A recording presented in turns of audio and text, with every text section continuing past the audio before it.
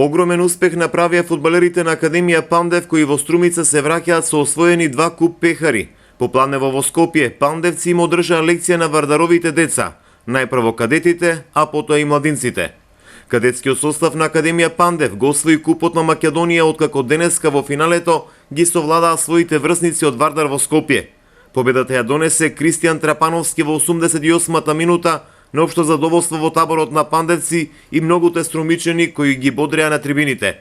Академија Пандев во текот на целиот надпревар покажала надмокиност на теренот.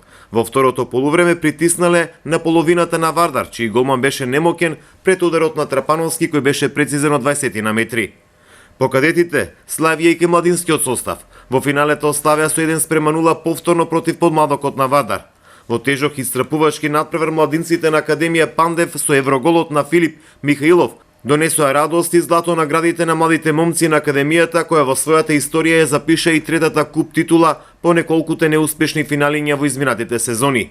Дилемите беа решени во 85-та минута, кога Михаилов со прекрасен еврогол од 20 метри ја затресе Вардаровата мрежа и ги уништи надежите на скопјани да се радуваат на куп титулата. Двете финалиња ги следеше и струмишкиот интернационалец Горан Пандев, кој е патрон на Академијата.